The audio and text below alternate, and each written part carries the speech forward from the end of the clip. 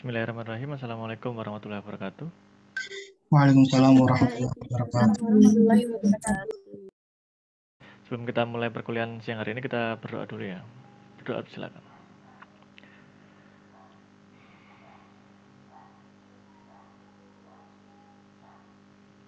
Bisa diakhiri. Ada pertemuan kelima ya. Ini kita akan melanjutkan pembahasan terkait topik strategi pemasaran dan penilaian kelayakan usaha. Untuk itu, hari ini akan ada dua kelompok yang menyajikan hasil diskusinya. Kelompok yang pertama dari siapa?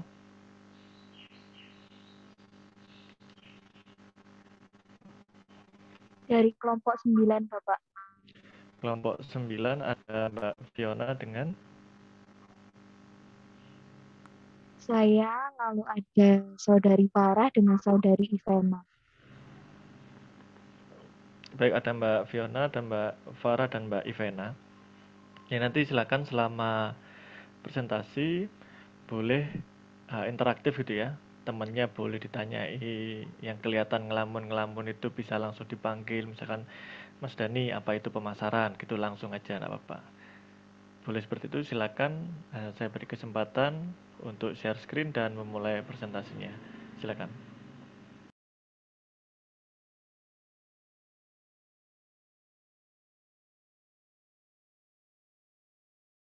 Izin share screen deh, Kak.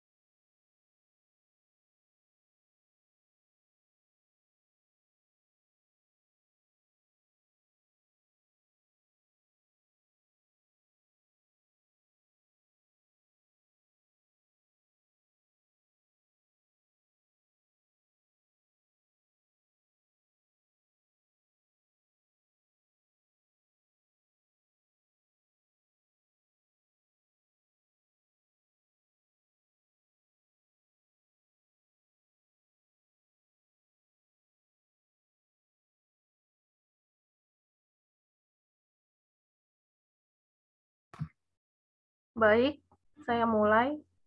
Assalamualaikum warahmatullahi wabarakatuh. Waalaikumsalam warahmatullahi wabarakatuh.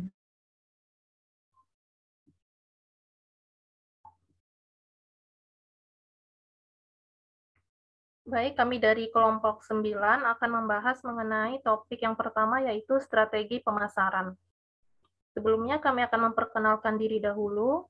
Kami dari kelompok 9 yang beranggotakan saya sendiri, Farah Rafidah, lalu Fiona Putri Paramamalisa, dan Ivana Raisa Salsabella.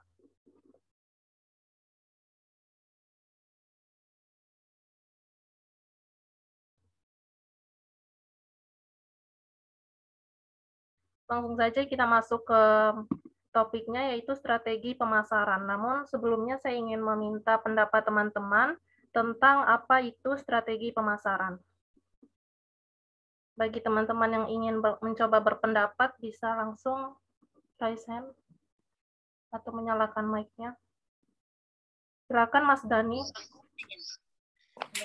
Terima kasih atas kesempatannya. Jadi strategi pemasaran itu adalah sebuah strategi yang dirancang atau digunakan oleh sebuah perusahaan untuk dapat memenangkan persaingan pasar, seperti itu. Baik, terima kasih untuk pendapatnya Mas Dani. Apakah ada teman-teman yang lain yang ingin berpendapat? Silakan Mbak Dima. Baik, terima kasih atas kesempatannya. Strategi pemasaran menurut saya merupakan suatu tindakan yang terukur dan juga terstruktur dari mulai suatu produksi barang maupun jasa, dari mulai perencanaan hingga sampai ke tangan konsumen, seperti itu. Baik, terima kasih Mbak Dima untuk pendapatnya. Menurut Kamus Besar Bahasa Indonesia, strategi adalah rencana yang cermat mengenai kegiatan untuk mencapai sasaran khusus. Strategi juga dapat diartikan sebagai alat yang menggambarkan arah bisnis yang mengikuti lingkungan yang dipilih dan merupakan pedoman untuk mengaplikasikan sumber daya dan organisasi. Sedangkan untuk pemasaran itu dapat diartikan sebagai proses, cara, perbuatan memasarkan suatu barang dengan dagangan. Pemasaran juga dapat diartikan sebagai sebuah proses sosial dan manajerial yang dengannya individu-individu dan kelompok-kelompok dapat memperoleh apa yang mereka inginkan dengan menciptakan dan saling mempertukarkan produk-produk dan nilai satu sama lain.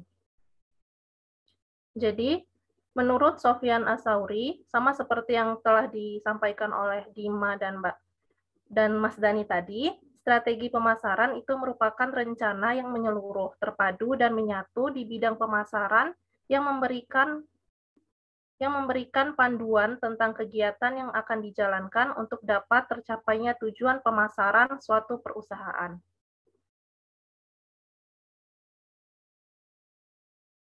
Next. Selanjutnya yaitu unsur-unsur strategi pasar. Menurut Freddy Rangkuti, ada 3 unsur strategi pemasaran, yaitu yang pertama, unsur strategi pemasaran, lalu yang kedua, unsur taktik persaingan, dan yang ketiga adalah unsur nilai pemasaran. Untuk penjelasan lebih lanjutnya akan dijelaskan oleh teman saya, Mbak Fiona. Baik, terima kasih Mbak Farah. Saya izin untuk bertanya kepada teman-teman semuanya. Apakah dari teman-teman sudah ada yang mengetahui apa yang dimaksud dengan unsur strategi pemasaran? Lalu apa saja unsur strategi pemasaran?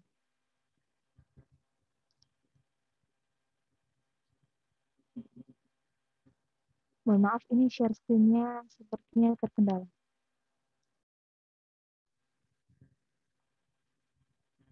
Baik, ada yang mau izin menjawab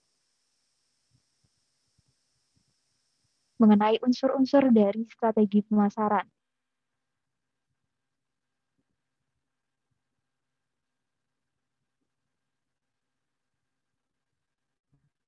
Belum ada yang mau berpendapat? Bisa langsung ditunjuk, Mbak. Oke, baik Bapak, terima kasih. Mungkin dari Mbak Amira,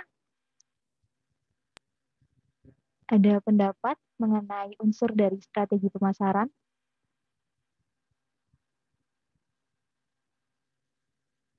Iya, mohon izin menjawab sebentar.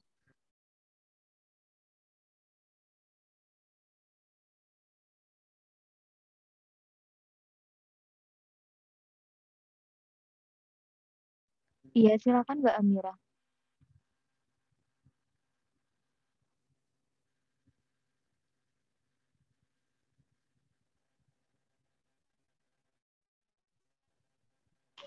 Iya, jadi untuk unsur strategi pemasaran itu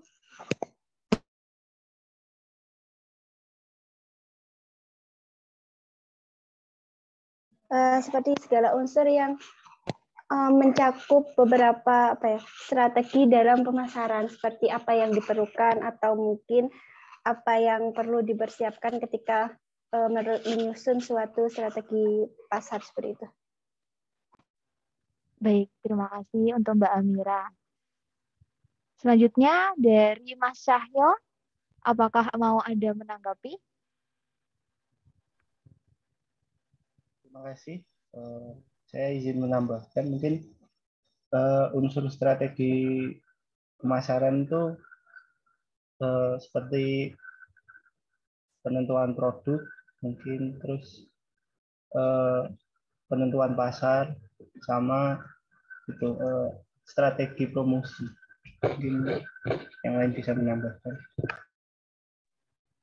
Baik, terima kasih banyak Mas Cahyo.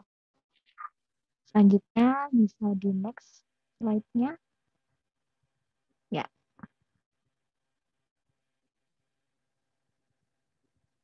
Berikut adalah beberapa unsur-unsur dari strategi pasar. Nah, tadi yang pertama ada unsur strategi pemasaran. Sama seperti yang tadi teman-teman, ada Mas Cahyo dan juga Mbak Mira yang sudah sampaikan ya. Ada beberapa poin Jadi unsur strategi pemasaran ini dibagi menjadi beberapa poin. Yang pertama ada segmentasi pasar. Nah, segmentasi pasar ini tindakan untuk mengidentifikasi, mengenali, dan membentuk kelompok pembeli atau konsumen ya, secara terpisah. Jadi mengidentifikasi dari konsumen ini. Lalu yang kedua ada targeting. Ini adalah memilih satu atau lebih segmen yang akan dimasuki ya.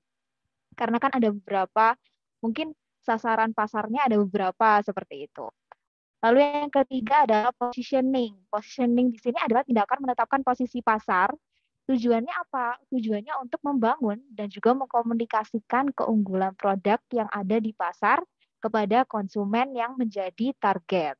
Lalu yang selanjutnya ada taktik persaingan, ya, ada unsur taktik persaingan. Nah, yang pertama ada diferensiasi. Diferensiasi ini bagaimana?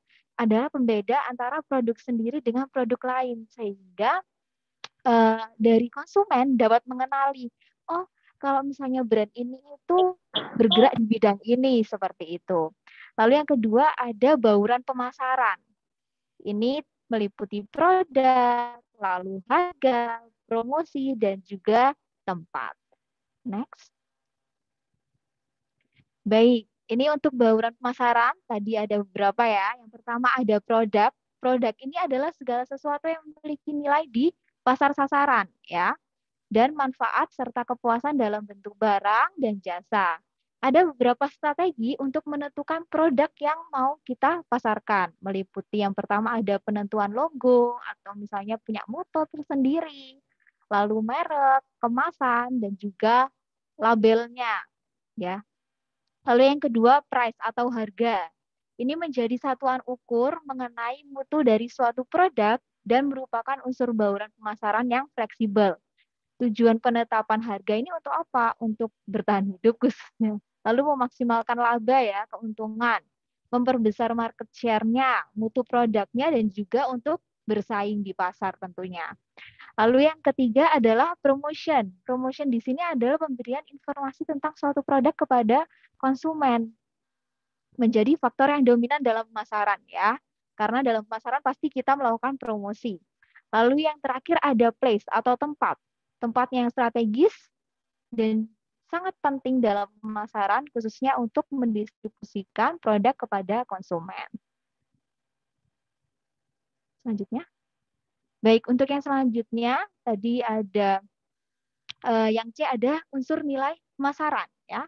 Merek atau brand ini bisa berupa nama, cermin, simbol, desain yang ditujukan untuk mengidentifikasi produk sendiri dengan produk lainnya ya. Merek bagi konsumen itu memiliki arti tentunya. Yang pertama untuk mengidentifikasi ya, untuk membedakan produk kita dengan produk lainnya. Dan juga bisa jadi menjadi garansi kualitas dan kinerja dari produk yang akan dibeli oleh konsumen itu sendiri. Next. Baik, untuk selanjutnya ada program penjualan.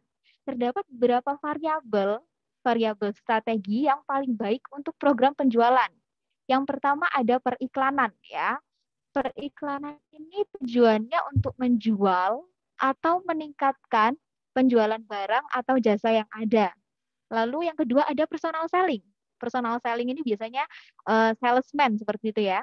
Ini adalah kegiatan pemasaran yang dilakukan secara individu dalam pelaksanaannya menggunakan tenaga manusia. Lalu yang ketiga ada publisitas. Publisitas ini kegiatan pemasaran yang biasanya dilakukan dengan memanfaatkan media yang ada. Dan yang keempat ada promosi penjualan, ini menggunakan alat-alat mungkin seperti pameran, demonstrasi, lalu mungkin ada contoh produknya, peragaan, dan sebagainya.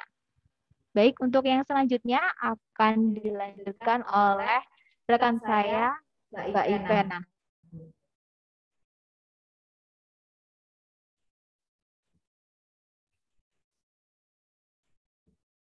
Baik, selanjutnya adalah prinsip-prinsip pemasaran. Ada beberapa faktor prinsip pemasaran yang saling berinteraksi satu sama lain, yaitu sebagai berikut. Yang pertama, organisasi yang melakukan tugas atau kegiatan pemasaran. Kemudian, barang-barang dan jasa yang dipasarkan. Kemudian ada pasar yang dituju. Dan ada perantara yang membantu dalam pertukaran barang dan jasa tersebut. Dan yang terakhir adalah faktor lingkungan lainnya.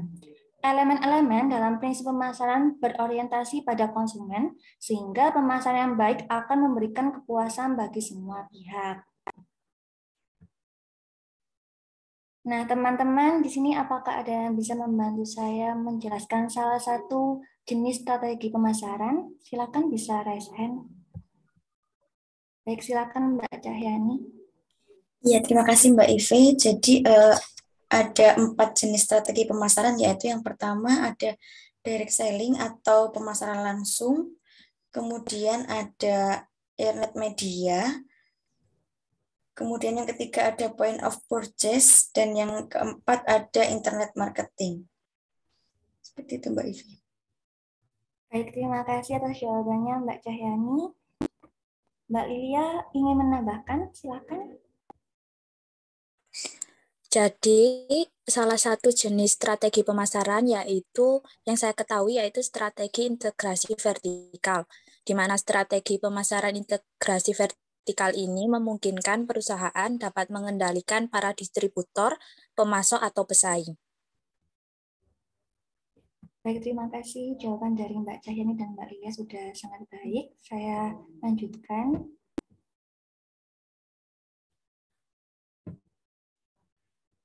Seperti yang tadi sudah teman-teman jelaskan, jenis-jenis strategi pemasaran yang pertama yaitu strategi integrasi ke depan, integrasi ke belakang, integrasi horizontal, dan terkadang semua disebut sebagai integrasi vertikal.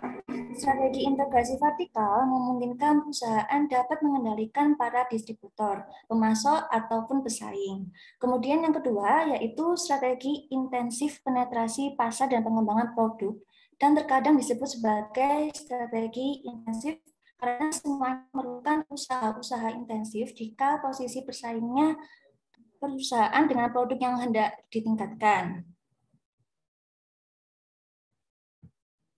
Nah, kemudian juga ada strategi diversifikasi yang terbagi menjadi 3. Yang pertama, diversifikasi konsentrik, yaitu menambah produk atau jasa baru, namun masih terkait, biasanya disebut dengan diversifikasi konsentrik.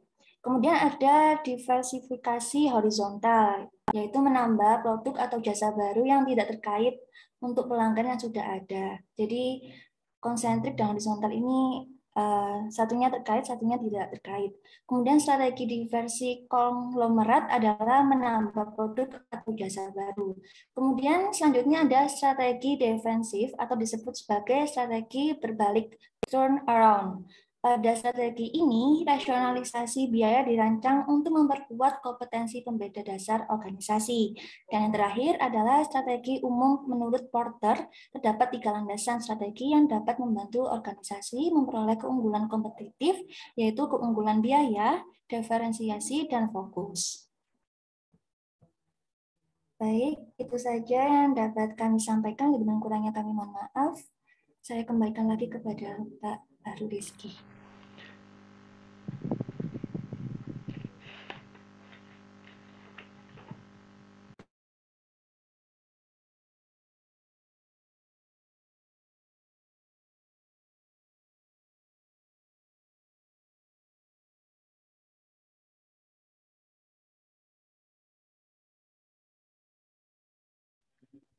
Bapak, mohon maaf belum on mic. Terima kasih. Baik, terima kasih. Tadi pemaparan dari Mbak Fiona dan Farah, juga Mbak Ivena terkait strategi pemasaran ya. Jadi memang strategi pemasaran ini perlu diketahui oleh ini calon wirausaha ini agar strategi ini tidak monoton. Baik, ada 3 pertanyaan, silakan disampaikan kepada tim penyaji pertama. Mbak Mutamimatul. Baik, terima kasih atas waktunya. Saya ingin izin bertanya Pak kepada kelompok yang penyaji. Tentunya terdapat beberapa strategi yang dapat digunakan untuk membuat bisnis kita dapat berjalan lancar. Nah, salah satunya adalah dengan pengaruh influencer atau dengan cara endorsement atau collab. Nah, yang ingin saya tanyakan adalah bagaimana cara kita memilih influencer yang tepat dengan bisnis kita sehingga mendapatkan profit yang bagus? Terima kasih. Baik, pertanyaan yang menarik ya. Ini juga strategi pemasaran yang lagi banyak dilakukan juga dengan melibatkan influencer ya. Jadi nanti bagaimana cara memilih influencer yang tepat. Begitu dari Mbak Mutami Matul. Berikutnya Mbak Cantika. Baik, terima kasih atas kesempatannya Bapak. Yang ingin saya tanyakan yaitu bagaimana strategi pemasaran pada era digital ini seperti memanfaatkan email marketing, Instagram Ads, Facebook AdSense, TikTok AdSense, dan lain-lain. Seperti apa tantangannya? Seperti itu. Terima kasih. Terima kasih Mbak Cantika. Ini bagaimana strategi pemasaran di era modern seperti menggunakan Google AdSense, Instagram maupun TikTok gitu ya. Terima kasih Mbak Cantika. Satu lagi.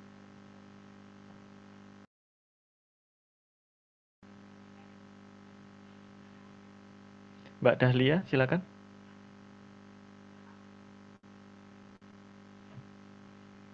Mbak Dahlia hadir?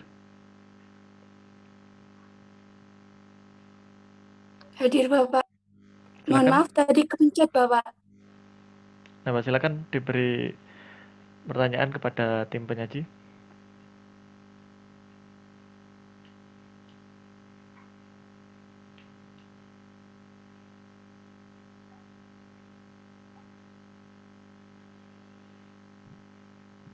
Mbak Dahlia.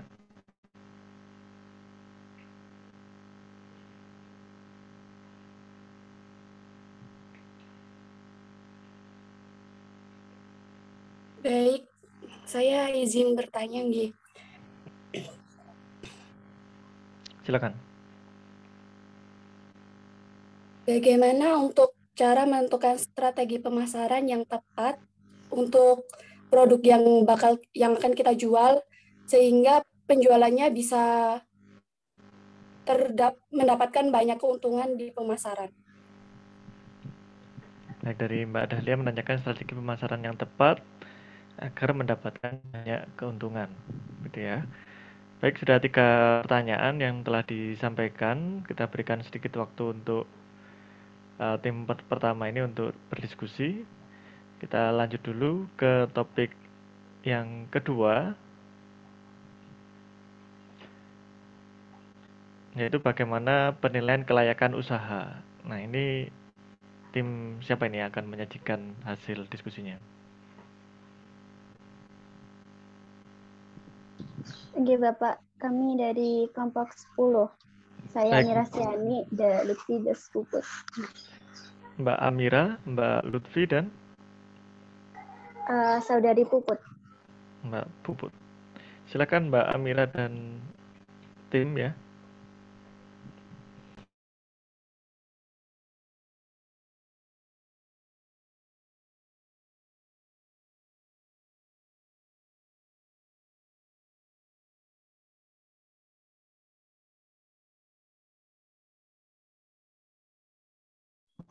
Ya, baik. Sebelumnya, bismillahirrahmanirrahim. Assalamualaikum warahmatullahi wabarakatuh.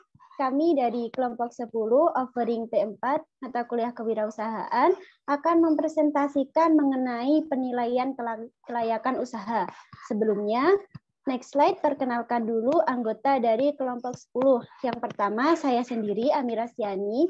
Kemudian yang kedua, ada Lutfi Umu Hidayati. Dan yang ketiga, ada Puput Putri Handayani. Nah, langsung saja ke sub yang pertama. Ke pengertian penilaian kelayakan usaha. Nah, sebelum saya menjelaskan tentang pengertian penilaian kelayakan usaha, sebenarnya apa sih yang dimaksud dengan penilaian kelayakan usaha? Nih, mungkin teman-teman ada yang ingin mengutarakan pendapatnya tentang pengertian dari penilaian kelayakan usaha.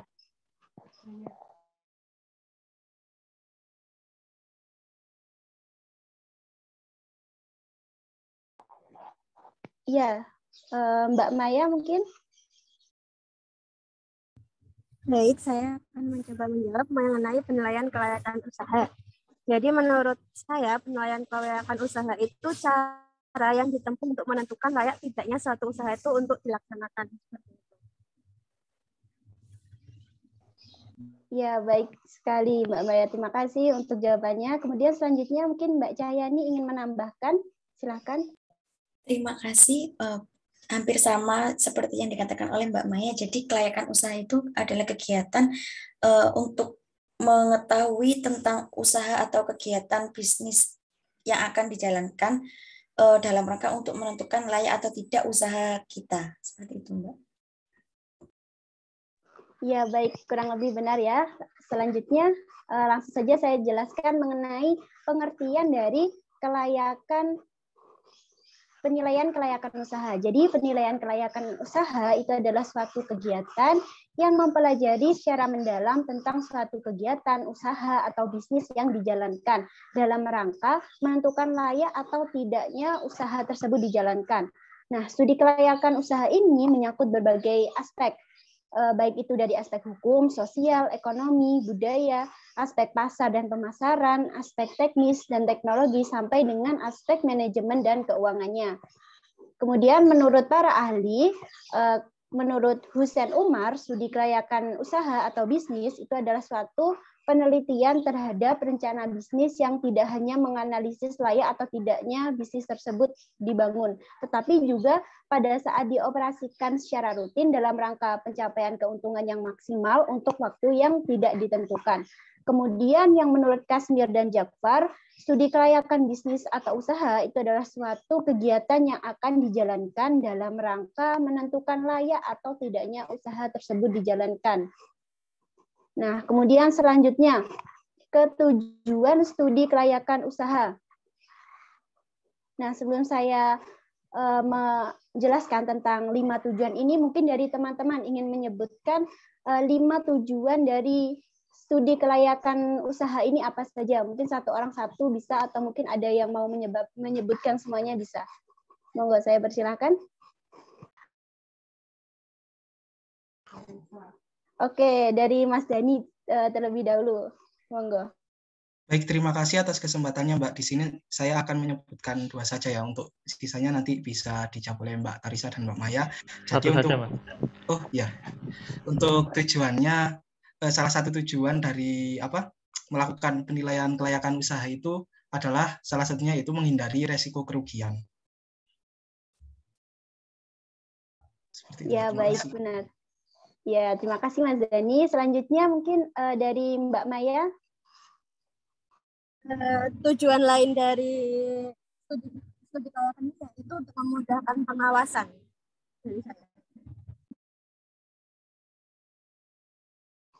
Oh ya, siap. Terima kasih Mbak Maya. Selanjutnya dari Mbak Tarisa, silakan.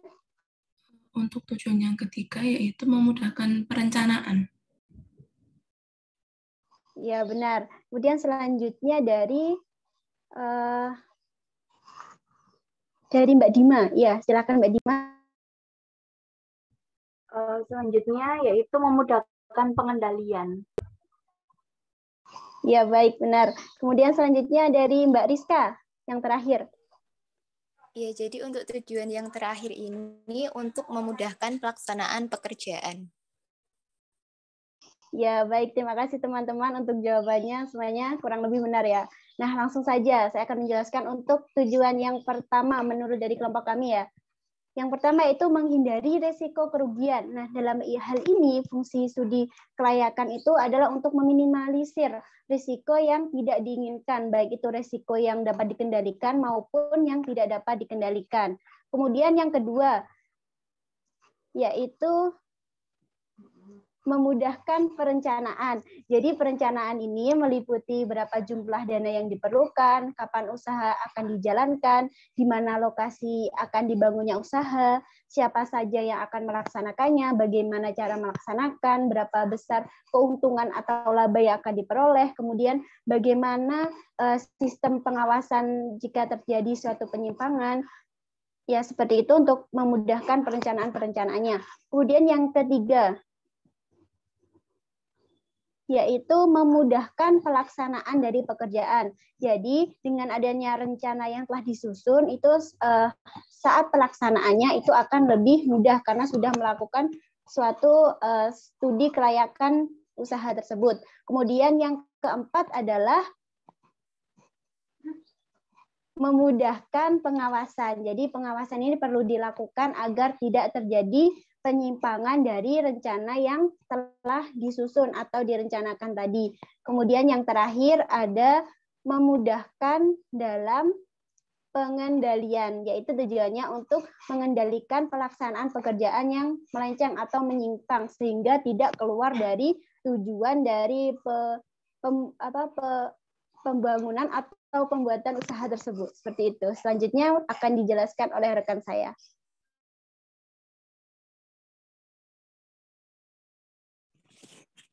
Baik, selanjutnya yaitu pihak-pihak yang berkepentingan dalam penilaian kelayakan usaha. Kira-kira di sini teman-teman, apakah ada yang tahu siapa saja pihak-pihak yang berkepentingan dalam penilaian kelayakan usaha? Mungkin bisa raise hand.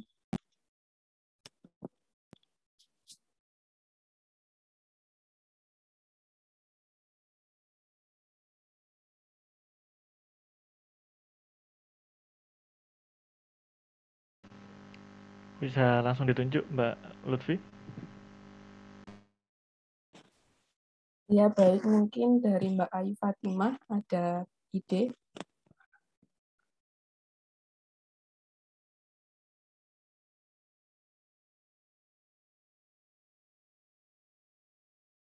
Oh, baik, dari Mbak Tarisa mungkin bisa menyampaikan idenya. Baik, dari yang kemarin telah saya diskusikan bersama kelompok saya, pihak-pihak yang berkepentingan dalam penilaian kelayakan usaha itu terbagi menjadi 5, yakni ada pihak investor, pihak analisis studi kelayakan, pihak masyarakat, pihak pemerintah, dan juga pihak manajemen. Seperti itu. Baik, terima kasih. Ya, benar sekali. Jadi, untuk pihak-pihak yang berkepentingan dalam hasil studi kelayakan ini adalah yang pertama, yaitu pemilik usaha. Nah, hasil kelayakan studi yang sudah dibuat benar-benar dipelajari oleh para pemilik apakah akan memberikan keuntungan atau tidak. Kemudian, lembaga keuangan. Nah, jika modal perusahaan berasal dari pinjaman lembaga keuangan, pihak perbankan akan melakukan studi kelayakan terlebih dahulu sebelum peminjaman dikucurkan kepada pihak peminjam. Yang selanjutnya yaitu pihak pemerintah. Nah, bagi pemerintah, pentingnya studi kelayakan adalah untuk meyakinkan apakah usaha yang dijalankan akan memberikan manfaat bagi perekonomian dan tidak merusak lingkungan sekitarnya. Selanjutnya yaitu masyarakat luas. Nah, adanya bisnis akan memberikan manfaat seperti terbentuknya lapangan pekerjaan, kemudian terbukanya wilayah tersebut dari keterpurukan dan tersedianya beberapa fasilitas umum. Selanjutnya manajemen. Jadi manajemen ini dijadikan sebagai ukuran kinerja bagi pihak manajemen perusahaan untuk menjalankan usahanya. Selanjutnya yaitu investor. Nah, investor ingin melihat berapa modal yang harus ditanamkan dan berapa potensi daripada usaha yang dijalankan dan juga nilai tambah yang bisa dihasilkan. Selanjutnya akan dijelaskan oleh teman saya.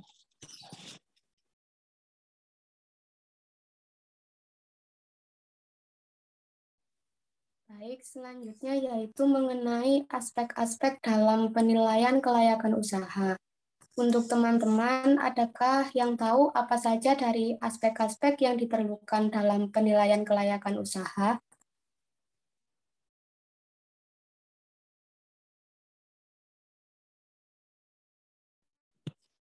Iya, baik, dari Mbak Lilia.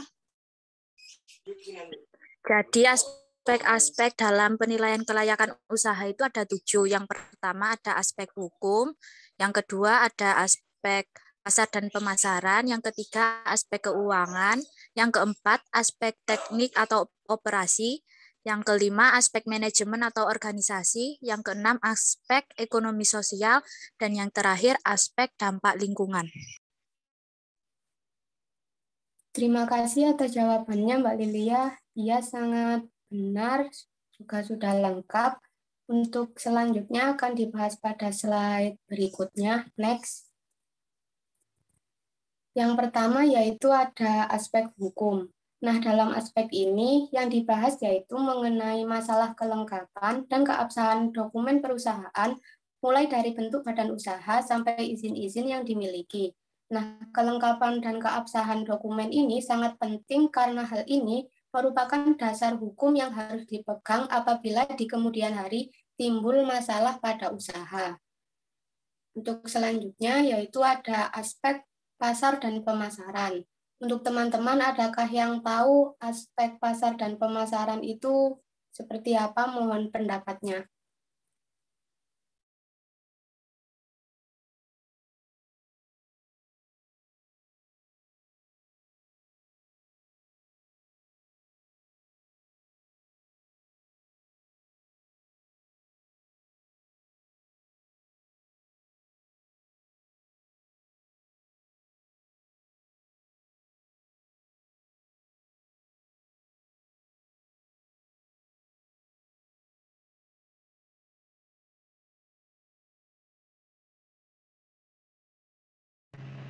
Baik, silakan, saya ingin dengar pendapat dari Mbak Virus.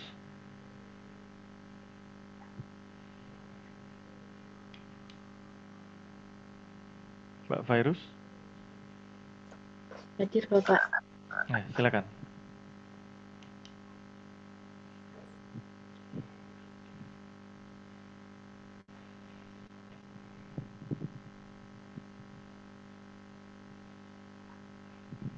Silakan pendapat Mbak Virus.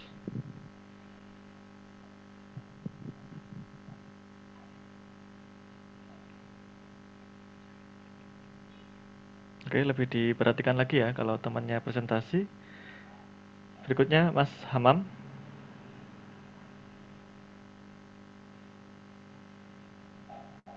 Mas Hamam tidak hadir. Mas Saifullah Yusuf.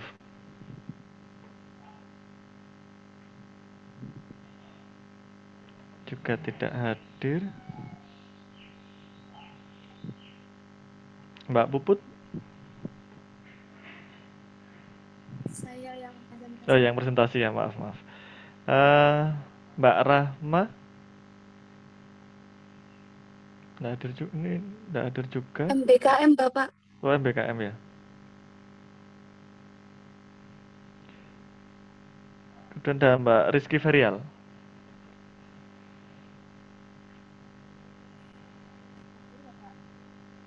Silakan Mbak Rizky Ferial.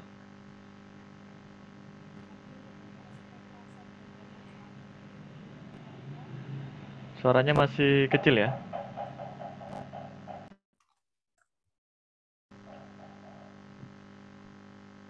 Mbak Rizky Ferial, silakan pendapatnya. Oh, sudah, silakan. Dari yang saya baca, aspek pasar dan pemasaran ini sering dikatakan sebagai aspek dasar saat meneliti studi kelayakan.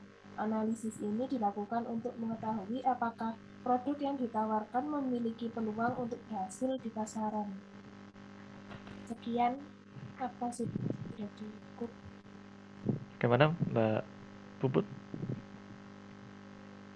Iya, selebihnya sudah sangat mendekati untuk aspek pasar dan pemasaran. Nah, dalam aspek pasar dan pemasaran ini, hal-hal yang perlu dijabarkan yaitu seperti ada tidaknya pasar atau calon pembeli seperti target yang akan menjadi pelanggan. Selanjutnya yaitu jika ada seberapa besar pasar yang ada. Terus yang selanjutnya, bagaimana peta kondisi dari pesaing, terutama untuk produk sejenis sekarang, di mana mungkin pada saat ini untuk produk-produk sejenis, daya saingnya akan semakin ketat. Selanjutnya yaitu bagaimana perilaku konsumen, seperti gaya hidupnya, atau mungkin hal-hal yang diperlukan dari zaman sekarang jadi mempengaruhi perilaku dari konsumen. Untuk yang selanjutnya yaitu strategi yang harus dijalankan untuk memenangkan persaingan dan merebut pasar tersebut. Selanjutnya yaitu aspek keuangan. Nah, pada aspek ini yang perlu digambarkan adalah jumlah investasi, biaya-biaya, dan pendapatan yang akan diperoleh. Kelayakan usaha melalui metode penelitian investasi ini yaitu ada beberapa jenis.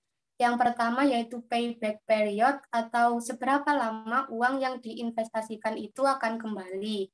Yang kedua, average rate of return, yaitu cara untuk mengukur rata-rata pengembalian bunga dengan cara membandingkan antara rata-rata laba sebelum pajak dan rata-rata investasi.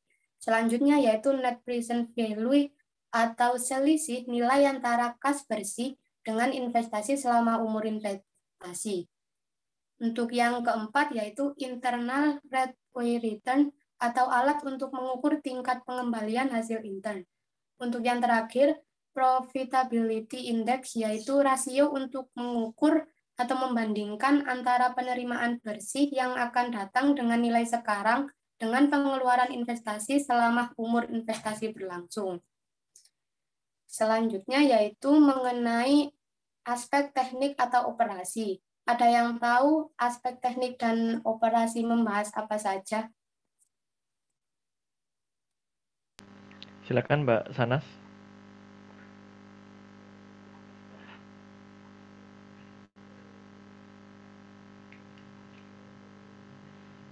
Mbak Sanas?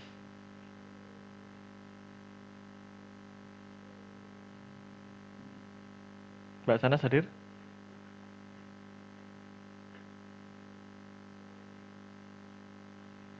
Oke, tidak ada respon, berarti tidak hadir ya. Mbak Siva?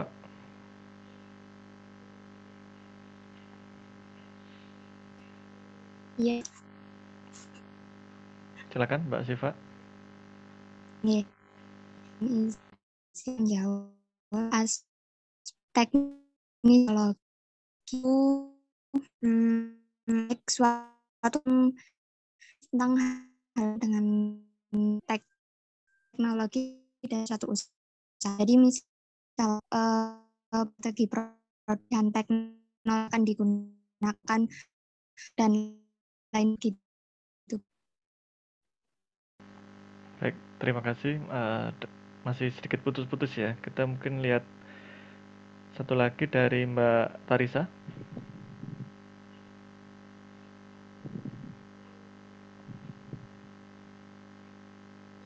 Izin menjawab, pada aspek teknik atau operasi ini ada beberapa hal yang harus dibahas. Yang pertama yaitu lokasi usaha, yang kedua penentuan layout atau layout gedung, yang ketiga teknologi yang digunakan, seperti itu. Bagaimana Mbak Puput? Silakan. Baik, terima kasih atas pendapatnya Mbak Tarisa. Ya benar, untuk teknik dan operasi juga meliputi hal tersebut. Nah, untuk lebih jelasnya, terdapat 3 komponen utama. Yang pertama yaitu mengenai lokasi usaha, baik kantor pusat, cabang, pabrik, atau gudang, dalam penentuannya, yang harus meliputi berbagai pertimbangan penentuan yang digunakan sebagai pertimbangan untuk memilih lokasi usaha tersebut. Yang selanjutnya yaitu penentuan layout gedung, mesin, dan peralatan, serta layout ruangan, sampai pada usaha perluasan selanjutnya, di mana pada tahap ini akan sangat mempengaruhi keestetikan tempat usaha, di mana akan membuat para pelanggan ataupun karyawan nanti saat bekerja lebih nyaman. Selanjutnya yaitu mengenai teknologi yang digunakan, seperti teknologi dalam pemasaran atau dalam pembuatan produk atau dan yang lain-lain. Selanjutnya yaitu aspek manajemen atau organisasi. Nah, yang perlu diteliti dan dinilai pada aspek ini yaitu pemilik usahanya, pengelola usaha, struktur organisasi yang ada sekarang, serta gambaran mengenai jabatan, atau rencana kerja seperti pencapaian target, sasaran, dan tujuan agar semuanya dapat dilihat atau tertata rapi, sehingga dalam penilaian kelayakan usaha ini kita dapat mengetahui kesalahan atau kekurangan dari manajemen atau organisasi tersebut. Selanjutnya yaitu aspek ekonomi sosial. Nah, dari aspek ekonomi sosial ini menggambarkan atau melihat seberapa besar pengaruh yang ditimbulkan terhadap ekonomi secara luas serta dampak sosialnya terhadap masyarakat secara keseluruhan. Nah, aspek ekonomi sosial ini bisa bersangkutan dengan aspek teknik atau operasi tadi, di mana dalam memilih lokasi usaha. Kan untuk pemilihan lokasi biasanya untuk perkotaan, maka ekonomi sosialnya juga berbeda. Selanjutnya yaitu aspek dampak lingkungan. Analisa yang dibutuhkan pada aspek ini yaitu setiap proyek dijalankan akan memiliki dampak yang sangat besar terhadap lingkungan sekitar. Dampak lingkungan yang perlu diperhatikan antara lain terhadap tanah, air, udara, atau kesehatan manusia. Nah, misalnya seperti biasanya ada suatu pedesaan yang dilarang untuk pengusaha mendirikan peternakan di daerah tersebut karena takut mencemari wilayah tersebut, atau pabrik-pabrik tersebut juga biasanya dilarang karena para penduduk pada desa tersebut lebih mengutamakan kebersihannya, sehingga dampak lingkungan ini juga sangat berpengaruh. Baik, demikian presentasi dari kelompok kami. Mohon maaf apabila ada salah kata. Wassalamualaikum warahmatullahi wabarakatuh. Saya kembalikan pada Bapak Rizky. Waalaikumsalam warahmatullahi wabarakatuh. Terima kasih Mbak Amira, Mbak Lutfi, dan Mbak Puput atas pemaparannya. Baik, kali ini silakan ada tiga pertanyaan yang bisa diajukan untuk tim penyaji kedua.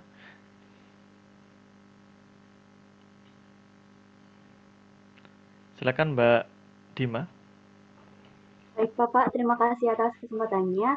Saya mohon izin bertanya, menurut kelompok 10, apakah menilai kelayakan usaha itu merupakan suatu hal yang merugikan, baik bidang finansial maupun pada mental wirausahawan?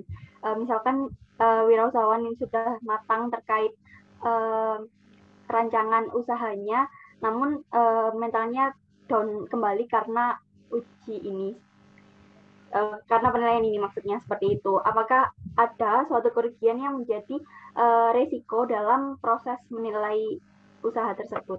Terima kasih. Baik, terima kasih Mbak Dima. Apakah penilaian usaha itu merugikan ya? Oke. Jadi kalau tadi disampaikan manfaat-manfaatnya, sekarang coba dilihat dampak negatifnya gitu ya. Selanjutnya Mas Dani. Baik, terima kasih atas kesempatannya Bapak. Jadi berdasarkan yang pernah saya baca sebelumnya itu terkait penilaian kelayakan usaha itu, sebaiknya penilaian kelayakan usaha itu dilakukan saat sebuah usaha ini benar-benar masih belum dilaksanakan gitu. Jadi masih mau melaksanakan. Nah, kalau misalkan kita membuat suatu usaha kecil-kecilan gitu, maksudnya kita modal berani dulu tanpa melakukan penilaian kelayakan usaha itu, apakah nanti akan berdampak besar gitu terhadap usaha yang kita lakukan walaupun itu usaha kecil-kecilan seperti itu.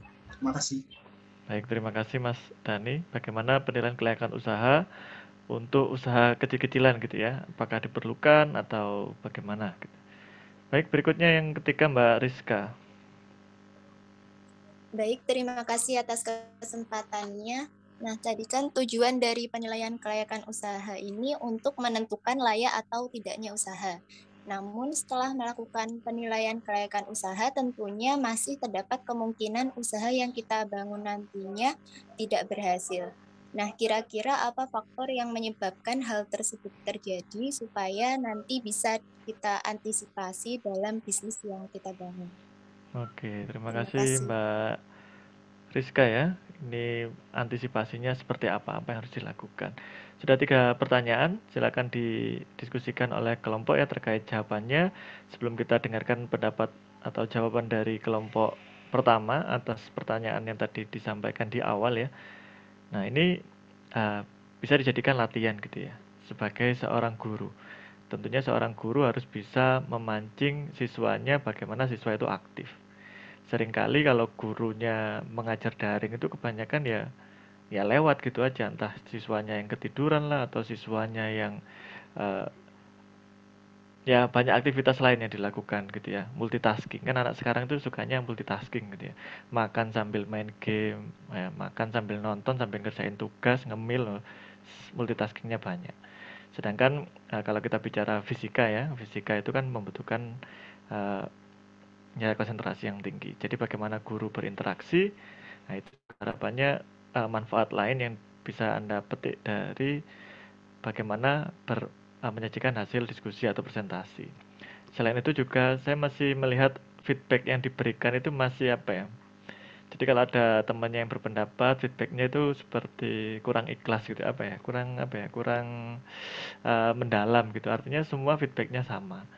Padahal nanti kalau sebagai siswa pasti terasa, oh gurunya ngasih feedback seperti itu aja gitu. Kayak ya nanti coba diintrospeksi lagi. Nah, mungkin nanti bisa dilihat rekaman perkuliahannya, oh iya saya kalau presentasi ternyata seperti ini ya, itu reflektif.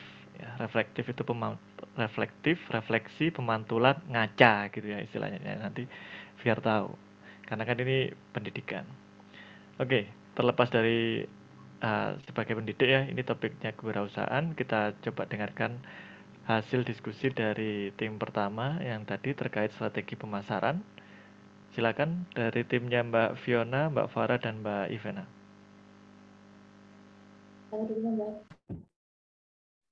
Baik Bapak, saya izin menjawab pertanyaan pertama dari Mbak Mutanimatul. Silakan Mbak Ivena. Baik, menurut kelompok kami ada beberapa poin yang perlu diperhatikan ketika ingin memilih influencer dalam menawarkan produk kita. Yang pertama yaitu apakah follower dari influencer tersebut sesuai dengan tujuan pemasaran kita. Jadi sesuai apakah itu followersnya ibu-ibu atau mungkin anak kuliahan seperti itu. Kemudian kita juga perlu memperhatikan cara influencer tersebut mereview produk. Karena semakin detail, kemungkinan followersnya tertarik akan lebih banyak dan produk kita akan lebih laris gitu. Kemudian jumlah followers influencernya tersebut. Jadi apabila followersnya banyak, juga kemungkinan untuk lebih laku juga akan lebih banyak. Kemudian apakah influencer tersebut sempat tersandung kasus? Karena tidak memungkiri beberapa influencer yang tersandung kasus juga berdampak pada yang mengendorse seperti itu. Jadi ketika kita mengendorse kepada influencer yang sempat tersandung kasus, maka produk kita tidak akan laku seperti sebelumnya. Kemudian yang kelima, yang terakhir yaitu kita sesuaikan dengan budget yang kita punya. Jangan sampai kita memaksakan untuk membayar influencer yang mahal terus kita kehilangan uang atau modal untuk mengelola produk setelah itu. Terima kasih. Baik, terima kasih jawaban dari Mbak Ivena. Ini sepertinya cukup berpengalaman gitu ya. Pengalaman liatin influencer gitu maksudnya mungkin. Oke, bagaimana Mbak Mutamimatul? Ada tanggapan?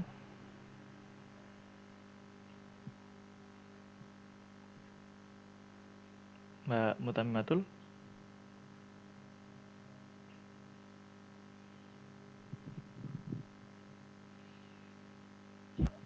Mohon maaf Bapak, sinyal saya barusan hilang. Oke, jadi tadi sudah disampaikan ya oleh Mbak Ivena ya. Mungkin nanti bisa dilihat lagi rekamannya terkait jawaban tadi, terkait bagaimana pemilihan influencer. Namun di sini mungkin dari yang lain yang sudah mendengar ada tanggapan dari jawaban tadi.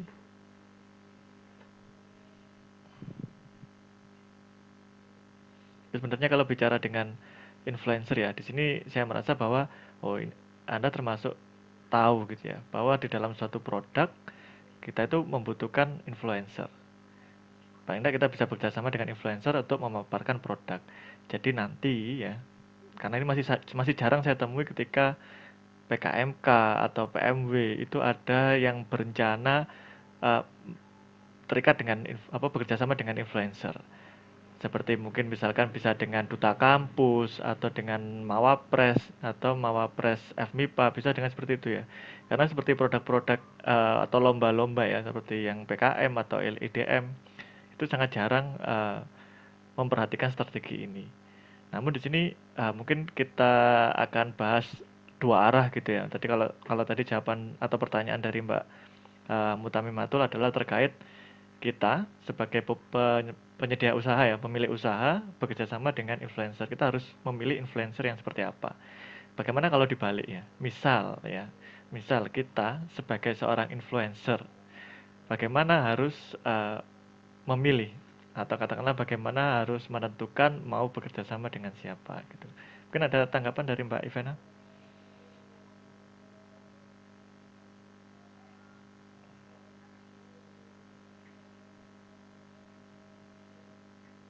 Atau dari kelompoknya Mbak Fiona atau Mbak Farah juga boleh. Misal Anda mendapatkan endorsement, gimana? Langsung diterima atau dilihat uangnya atau gimana? Baik, saya mungkin boleh menjawab, Bapak. Silakan Mbak Fiona. Ya, bila saya secara pribadi yang menjadi influencer, tentunya yang pertama saya menyelidiki dulu untuk jejak dari usaha ini, bagaimana di mata masyarakat seperti itu. Karena kan tidak jarang juga ditemui ada usaha yang ternyata mungkin di bidang makanan atau minuman gitu ya, ternyata rasanya mungkin zonk gitu. Dan nanti ketika udah menginfluence, ternyata tidak memberikan influence yang baik juga gitu kepada followers. Lalu yang kedua juga dari red card, karena kan ada beberapa yang kemarin saya juga tahu dari kasus marketingnya, salah satu brand itu menawar influencer sampai dari di bawah setengah harga. Nah itu kan cenderung kurang menghargai dari influencernya seperti itu. Padahal kan untuk mendapatkan followers itu juga susah seperti itu.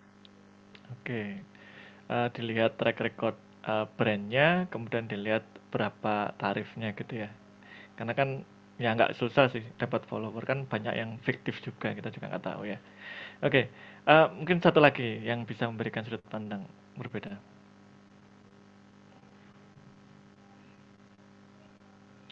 Atau mungkin cukup gitu ya, nanti silakan dilihatlah banyak contoh-contoh kasus di sini, jangan asal menerima ya seperti jasa endorsement seperti itu.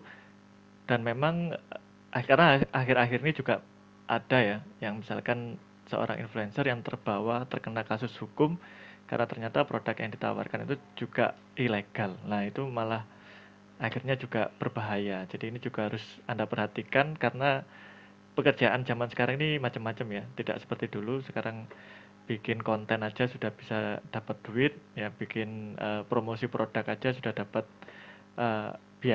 dapat duit. Nah maka harus lebih bijak lagi. Terlebih yang penting ketika misalkan ada permintaan untuk mengajukan review suatu produk, modal yang utama adalah jujur. Ada influencer yang jujur produknya jelek, ya sudah dibilang jelek ya, yang penting itu menjadi modal. Tapi ya harus harus kuat gitu ya, karena mesti ada ini minta dibaik-baikin gitu, pasti ada lah yang seperti itu.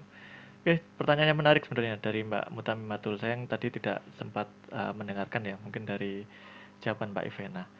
Berikutnya silakan, ada lagi pertanyaan dari Mbak Cantika dan Mbak Dahlia. Saya izin menjawab pertanyaan dari Mbak Cantika Dita. Silakan Mbak Cantika. Maaf Mbak Farah menjawab pertanyaan Mbak Cantika tentang penggunaan Google Ads dan kawan-kawan ya. Iya. Untuk seperti yang kita tahu bahwa teknologi itu sudah sangat berkembang pesat, di mana pesatnya pertumbuhan teknologi ke arah digital itu turut berpengaruh pada dunia periklanan. Nah, saat ini itu sedang tren periklanan mulai beralih dari metode konvensional ke arah digital, di mana dapat menggunakan media sosial. Pemasaran digital atau digital marketing ini adalah suatu kegiatan pemasaran atau promosi sebuah produk menggunakan media digital atau internet. Kemudian untuk strateginya yaitu dapat dilakukan dengan yang pertama itu membangun kepercayaan pelanggan. Ini merupakan strategi yang pertama, di mana kita perlu membangun kepercayaan, dan kredibilitas brand kita. Kemudian yang kedua yaitu kita perlu membuat konten yang bernilai. Ini merupakan hal yang perlu diperhatikan dalam strategi pemasaran, di mana kita perlu memastikan bahwa setiap konten yang dibuat itu memiliki pesan yang berharga bagi pembaca, sehingga mereka akan mengulang untuk mengunjungi website kita.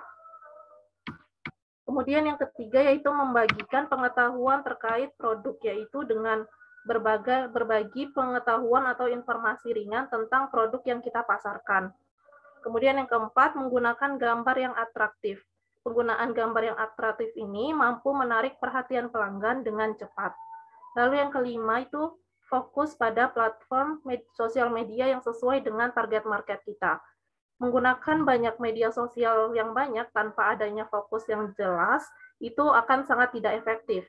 Oleh karena itu, kita perlu memaksimalkan bisnis pada platform di mana kita tahu bahwa pelanggan itu banyak terlibat aktif di dalamnya. Kemudian untuk tantangannya sendiri yaitu dapat datang dari faktor internal seperti ketidakmampuan dalam bidang teknologi, kurangnya ketersediaan tenaga ahli atau karyawan dalam mengelola platform tersebut, kemudian ketidakmampuan dalam investasi modal di bidang teknologi. Selain itu juga kecepatan perkembangan teknologi, persaingan bisnis yang menggunakan media online ini kemungkinan dapat terjadi kebocoran privasi atau keamanan akun. Nah, jadi hal-hal itu merupakan beberapa tantangan dalam proses pemasaran melalui digital. Sekian dari saya. Baik, terima kasih pemaparannya Mbak Farah. Ini sudah lebih-lebih gitu ya informasi terkait pemasaran di era digital. Silakan Mbak Cantika, ada komentar? Jadi saya ingin sedikit mengulangi ya, berarti untuk kita membangun strategi pemasaran dengan era digital ini, yang pertama membangun kepercayaan produk kepada pelanggan. Lalu kita harus membuat konten yang bernilai.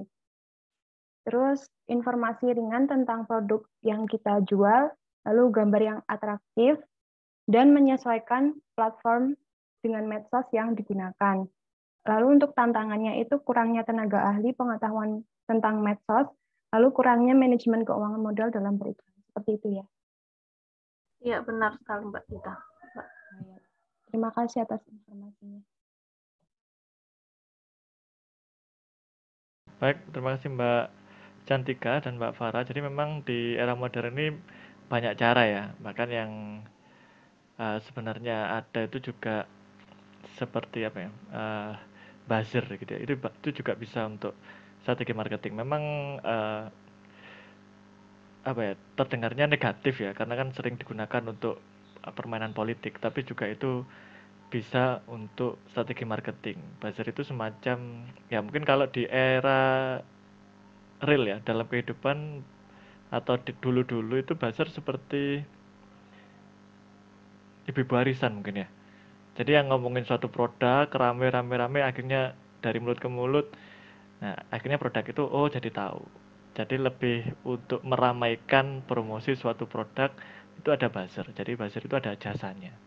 Ada orang-orang yang di balik akun-akun kemudian seperti mengarahkan opini masyarakat terkait suatu produk. Semacam itu. Tapi itu memang konotasinya masih ke arah negatif ya, karena kan opini, menggiring opini kan. Tapi itu juga bagian dari marketing sebenarnya, masih bisa. Baik, terima kasih Mbak Cantika tadi atas pertanyaannya dan pemaparan dari Mbak Farah juga. Berikutnya satu lagi dari Mbak Dahlia. Baik, saya izin menjawab pertanyaan dari Mbak Dahlia, Bapak. Silakan Mbak Fiona. Ya, tadi sempat ditanyakan mengenai strategi pemasaran agar bisa memberikan keuntungan yang besar seperti itu ya. Mungkin saya lebih mengarahkan bagaimana untuk meningkatkan keuntungan.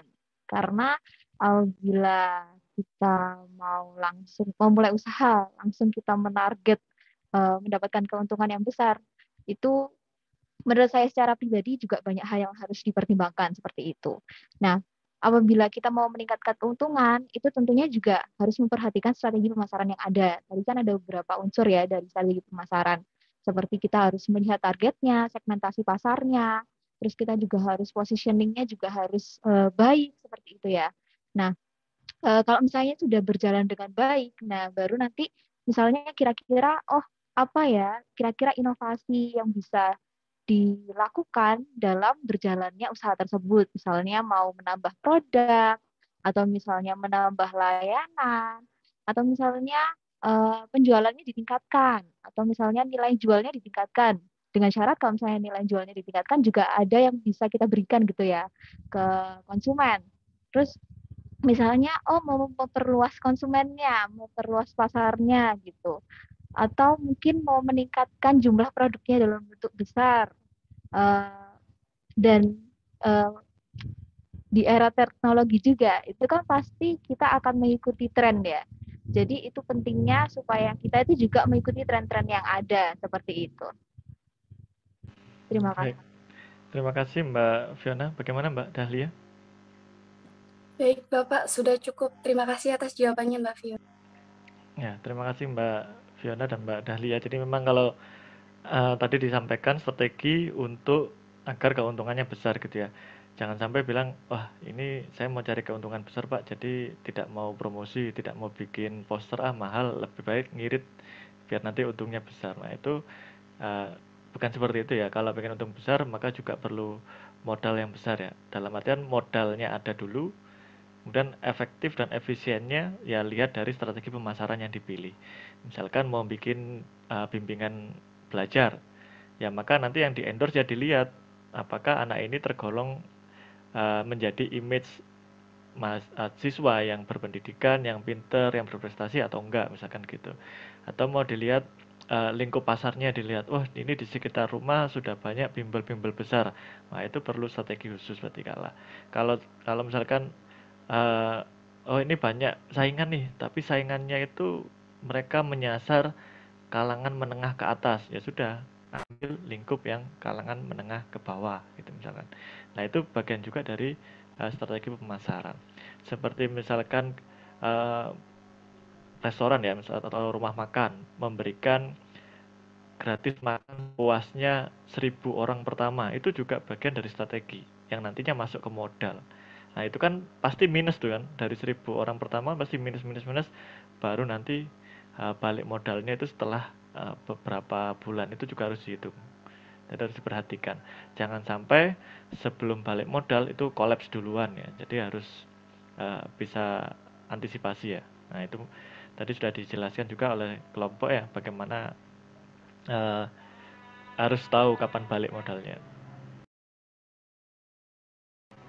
Baik, sudah 3 pertanyaan yang terjawab oleh tim penyaji pertama. Ada yang ingin disampaikan dari Mbak Fiona, Mbak Farah, dan Mbak Ivana?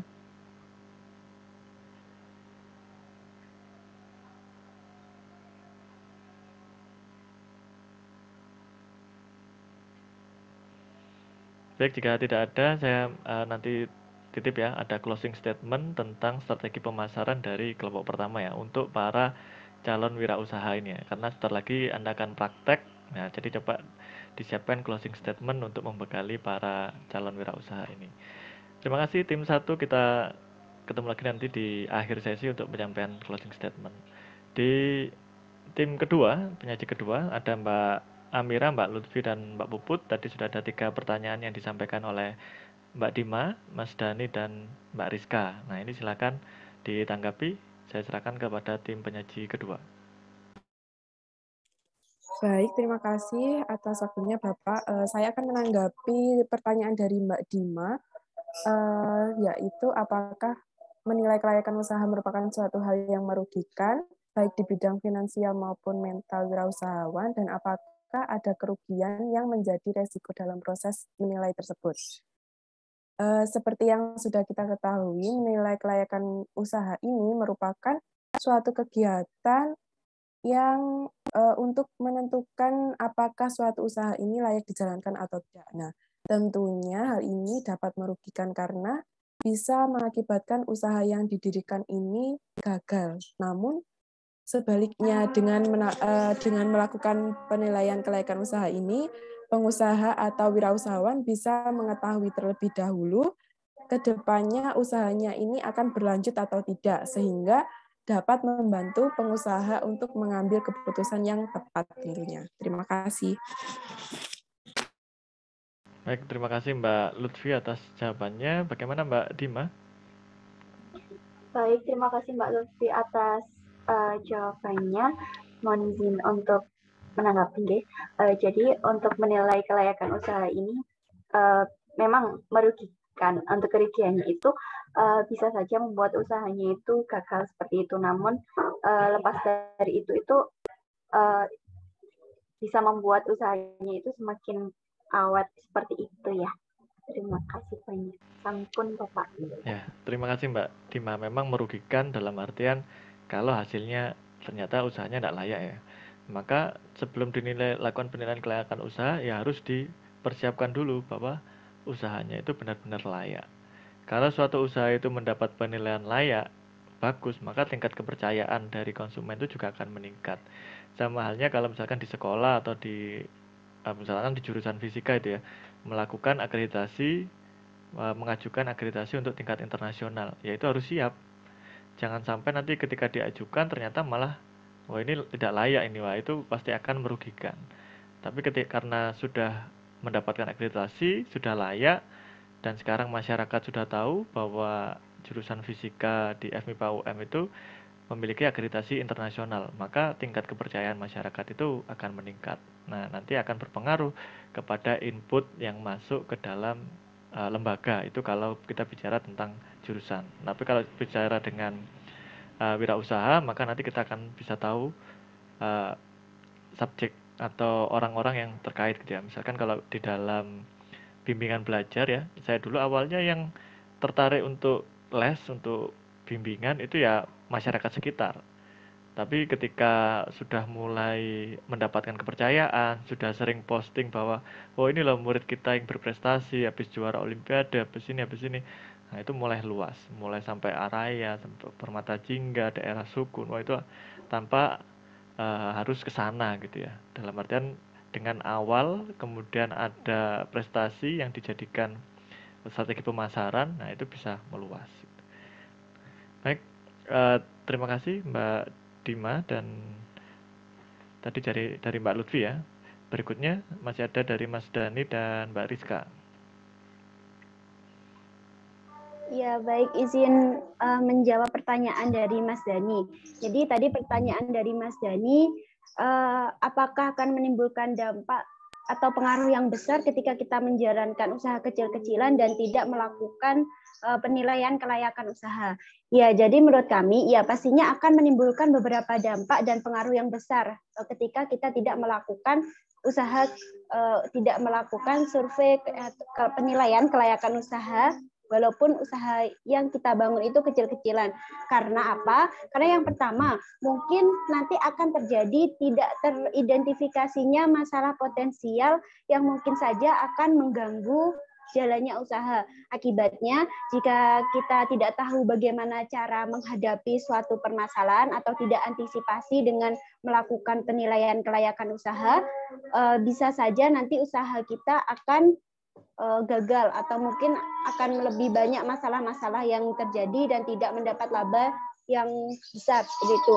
Yang kedua, mungkin saja dengan tidak melakukan penilaian kelayakan usaha terjadi kesalahan dalam penyusunan anggaran dana yang dibutuhkan ketika menjalankan suatu usaha, karena faktor anggaran dana atau keuangan itu salah satu hal yang vital dalam pembangunan usaha. Kemudian bisa juga tanpa adanya penilaian kelayakan usaha itu kita akan kesulitan dalam strategi pemasaran yang jelas, karena dengan tidak melakukan penilaian mungkin saja nanti pasarnya itu akan menyasar atau tidak tepat sasaran seperti itu. Kemudian bisa saja adanya kegagalan itu sangat besar karena mungkin saja ada beberapa masalah yang akan datang ketika kita tidak melakukan studi penilaian kelayakan usaha terlebih dahulu. Nanti bisa saja usaha yang dijalankan itu ternyata tidak layak seperti itu, Mas Eni. Baik, terima kasih jawaban Mbak Amira. Bagaimana Mas Dani? Baik, dari Mbak Amira, terima kasih. Saya mohon izin memberi feedback. Jadi kan tadi kalau misalkan walaupun usaha kecil-kecilan itu nanti kan kalau nggak melakukan penilaian kelayakan usaha tadi disebutkan ada dampaknya. Berarti kalau misalkan saya mendirikan usaha gitu, maksudnya kecil-kecilan gitu, tetap bisa melakukan penilaian kelayakan usaha walaupun nggak semua aspek yang sudah disebutkan tadi ada 7. Misalkan tanpa aspek hukum kan, kalau misalkan hukum itu kan lebih ke kayak dokumen perusahaan kayak gitu-gitu. Nah itu apa masih bisa gitu? Terima kasih. Silakan Mbak Amira. Iya, izin menjawab. Ya, tidak. Jika kita mendirikan usaha kecil-kecilan itu mungkin lebih kita sederhanakan terkait penilaian kelayakan usaha kita. Jadi tidak perlu memuat semua aspek yang sudah disebutkan pada presentasi tadi. Mungkin bisa juga kita melakukan survei terkait produk apa yang kita jual. Misal kita akan menjual produk makanan.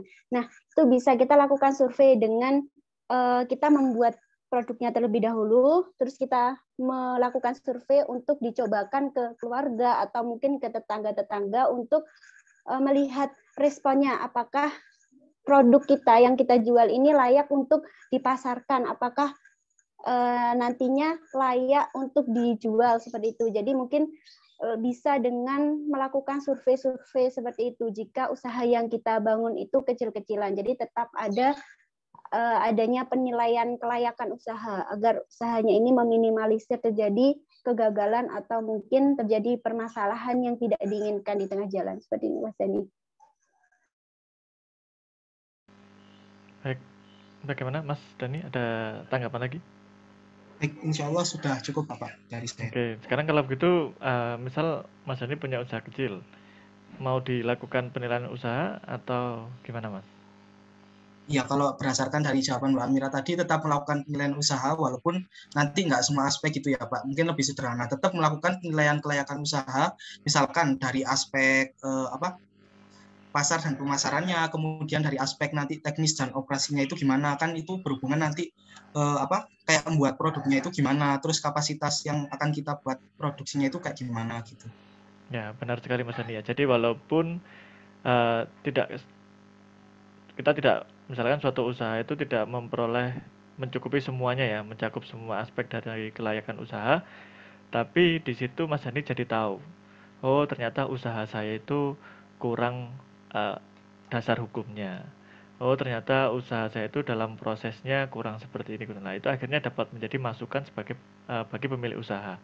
Dan saya rasa pemilik usaha itu tidak ada yang cita-citanya saya mau usaha kecil-kecilan, tidak ada lah ya. Karena pemilik usaha itu pasti pengennya usahanya besar gitu ya, usahanya besar, bisa ya buat 7 turunan gitu kan enak gitu ya. Oke. Berikutnya yang terakhir ya dari Mbak Rizka terkait penilaian kelayakan usaha. Silakan dari tim penyaji. Baik, saya akan menjawab pertanyaan dari Mbak Rizka Nurul Latifah. Setelah melakukan penilaian kelayakan usaha, tentunya masih terdapat kemungkinan usaha yang kita bangun tidak berhasil. Kira-kira apa faktor yang menyebabkan hal tersebut terjadi? Nah, menurut kelompok kami, meskipun sudah dilakukan studi kelayakan usaha secara baik dan benar, namun faktor kegagalan tetap ada. Nah, penyebab kegagalan tersebut antara lain yang pertama mungkin dari informasi dan data yang telah dikumpulkan tidak lengkap, sehingga dapat menyebabkan unsur terpenting pada studi kelayakan usaha tersebut tidak sempurna, sehingga menyebabkan kegagalan. Yang selanjutnya mungkin yaitu salah perhitungan. Hal ini disebabkan oleh data yang diperoleh tersebut tidak akurat, sehingga menyebabkan kesalahan dalam perhitungan. Selanjutnya, gagal memahami SOP yang telah ditentukan sebelumnya. Terkadang dalam menjalankan bisnis atau usaha tersebut, pelaksanaannya tidak semudah dari perencanaan. Nah, oleh sebab itu, jika SOP-nya tidak dipahami dengan baik, maka akan menyebabkan kegagalan dalam menjalankan usaha. Terus yang terakhir yaitu kondisi lingkungan yang kurang mendukung. Mungkin sangat mempengaruhi kegagalan usaha, misalnya seperti daerah-daerah yang kurang layak atau kurang optimal dalam dilakukannya pembukaan usaha tersebut. Nah, maka dari itu sebelum dijalankannya usaha, maka kita sebagai calon pengusaha itu wajib melakukan penelitian atau studi kelayakan usaha terlebih dahulu agar jika usaha tersebut dijalankan, maka usahanya dapat berjalan dengan baik dan sesuai dengan harapan. Akan tetapi, jika usahanya tersebut dijalankan tanpa adanya studi kelayakan usaha, mungkin bisa dikhawatirkan bahwa usaha yang akan dirintis tersebut menjadi gagal, seperti yang sudah dijelaskan oleh Saudari Mbak Lutfi dan Mbak Amira sebelumnya. Nah, studi kelayakan usaha ini mungkin dapat memberikan kepada kita gambaran tentang pemetaan pemasaran, pesaing, ataupun strategi usaha yang dapat kita tempuh dalam menjalankan usaha kita tersebut. Demikian, Mbak Rizka. Terima kasih. Baik, terima kasih Mbak Puput. Tadi yang perlu dilakukan ya agar usaha itu tetap ya bisa sukses gitu, kurang lebih seperti itu. Mbak Rizka, bagaimana Mbak Rizka? Dari saya insya Allah sudah cukup Bapak. Sudah cukup ya. Dari yang lain ada tambahan atau dari tim penyaji? Jika tidak ada kita... Iya, baik Bapak. Oke, silakan Mbak Amira. Iya, izin untuk menyampaikan closing statement dari penilaian kelayakan usaha. Jadi, penilaian kelayakan usaha adalah kegiatan yang mempelajari secara mendalam tentang suatu kegiatan usaha yang dijalankan dalam rangka untuk menentukan layak tidaknya usaha yang akan kita jalankan. Jadi, sekecil apapun usaha yang akan kita lakukan, tetap lakukan penilaian kelayakan usaha agar nantinya usaha yang kita rintis ini dapat berkembang dengan baik, dapat berjalan dengan baik dengan semestinya. Jangan menyepelekan penilaian kelayakan usaha meskipun terlihat tidak begitu penting, misalnya dalam suatu kegiatan usaha yang kecil, akan tetapi nanti pengaruhnya akan besar untuk jangka panjang seperti itu. Terima kasih. Baik, terima kasih Mbak Amira, closing statement yang bisa mewakili isi dari topik kelayakan usaha ya. Menarik ya, jadi nanti silakan diambil pelajaran untuk materi ini, nanti bisa diterapkan. Berikutnya tadi kita masih belum mendengar closing statement dari kelompok pertama ya tentang strategi pemasaran. Silakan bagi yang mewakili.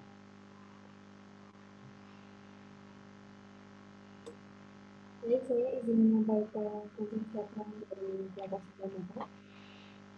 Strategi pemasaran seperti yang sudah disampaikan, strategi pemasaran merupakan salah satu hal yang urgent ya, yang penting dan perlu dipikirkan semenjak awal sebelum membangun suatu usaha untuk keberlangsungan dari suatu usaha. Jadi kepada teman-teman para calon wirausahawan, perhatikan baik-baik unsurnya, baik dari prinsipnya juga, taktiknya, dan berbagai macam ya, dari berbagai macam aspeknya, dan kiranya kita sama-sama untuk menjadi wirausahawan yang sukses.